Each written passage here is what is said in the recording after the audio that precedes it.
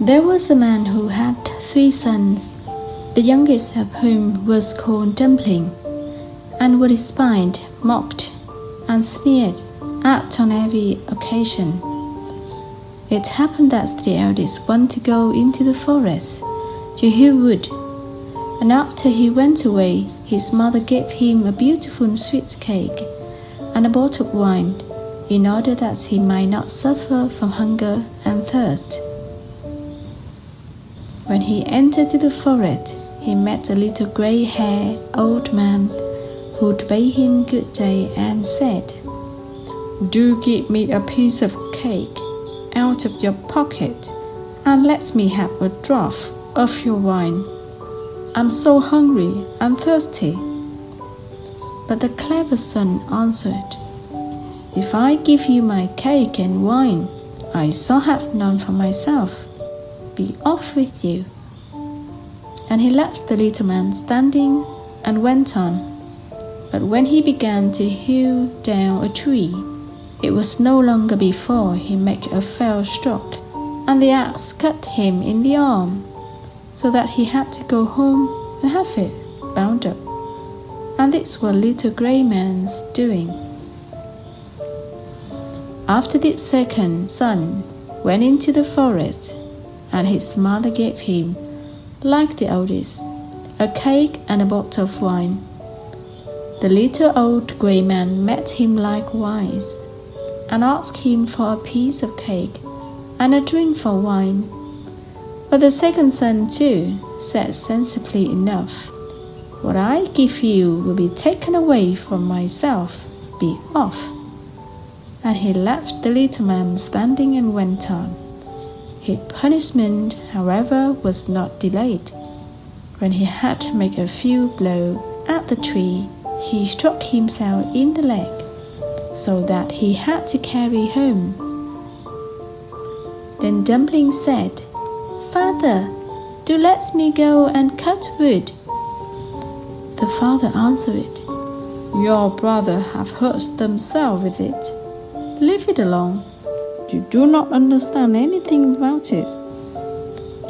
But Dumpling begged so long that at last he said, "Just go then. You will get wiser by hurting yourself." His mother gave him a cake made with water and baked in a cinder, and with it a bottle of sour beer.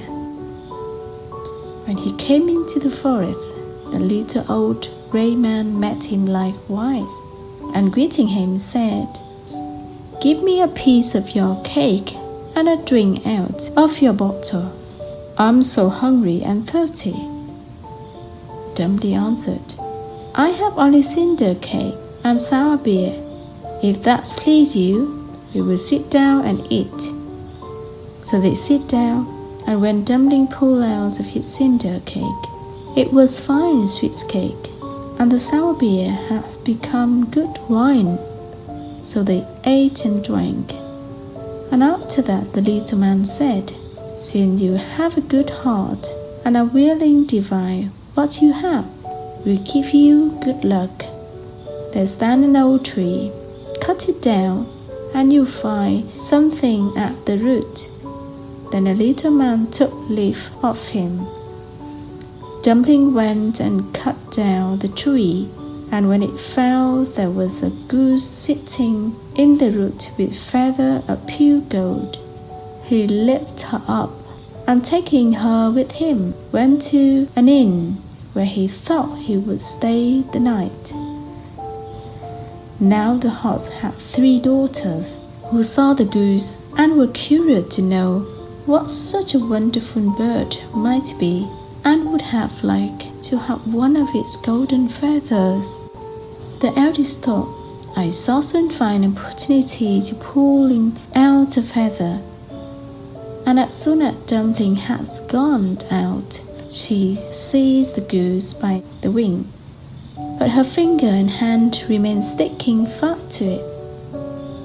The second came soon afterward, thinking only of how she might get the feather for herself. but she had scarcely touched her sister than she was held fast. At last the third also came with the like intent, and the others screamed out, "Keep away! For goodness sake, keep away!" But she did not understand why she was to keep away. The others are there, she thought. I may as well be there too, and run to them. But as soon as she had touched her sister, she remained sticking fast to her, so they had to spend the night with the goose. The next morning, Dumpling took the goose under his arm and set out, without troubling himself about the 3 girls who was hanging onto it. They was obliged to run after him continuously, now left, now right, wherever his leg took him. In the middle of the field, the parson met them, and when he saw the procession, he said, "For shame, you good for nothing's girl, why are you running across the field after this young man? Is that simply?" At the same time, he seized the youngest by the hand in order to pull her away, but as soon as he touched her, he likewise stuck fast, and was himself obligated to run behind.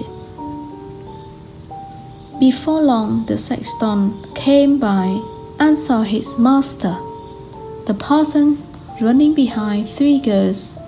He was astonished at this and called out, "Hi, your revenge, with her away so quickly. Do not forget that we have a christening today." And running after him, he took him by the leash, but was also held fast to it. Whilst the 5 were trotting thus one behind the other, 2 labourers came with their hoes from the field. The parsons called out them and begged that they would set him and the sexton free. But they had scarcely touched the sexton when they was held fast, and now there were 7 of them running behind Dumpling and the goose. Soon afterward, he came to the city where a king ruled, who had a daughter who was so serious that no one would make her laugh. So he had put forth a decree that whoever should be able to make her laugh should be married her. When Dumpling heard this, he went with his goose and owned her train before the king's daughter. And as soon as she saw the 7 people running on and on, one behind the other, she began to laugh quite loudly, and as if she would never stop. Thereupon Dumpling ought to have her for his wife, but the king did not like the son-in-law, and made all the manner of excuse, and said he must first produce a man who could drink a cellarful of wine. Dumpling thought of a little grey man who could certainly help him, so he went into the forest, and in the same place where he had felled the tree, he saw a man sitting, who had a very sorrowful face. Dumpling asked him what he was taking the heart so sorely, and he answered, "I have such a great thirst and cannot quench it. Cold water I cannot stand, and barrel of wine I have just emptied. But that to me is like a drop on a hot stone." "There I can help you," said Dumpling. "Just come with me, and you shall be satisfied."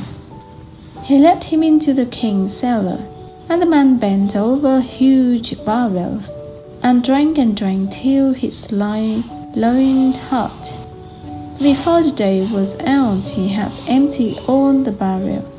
Then Dumpling asked once more for his bride, but the king was vexed that such an ugly fellow, whom everyone called Dumpling, should take away his daughter, and he made a new condition. He must first find a man who could eat a whole mountain of bread. Dumpling did not think long, but went straight into the forest, where in the same place there sat a man who was tying up his body with the troughs and making an awful face and saying, "I have eaten a whole oatful of rolls, but what good is that when one has such a hunger as I?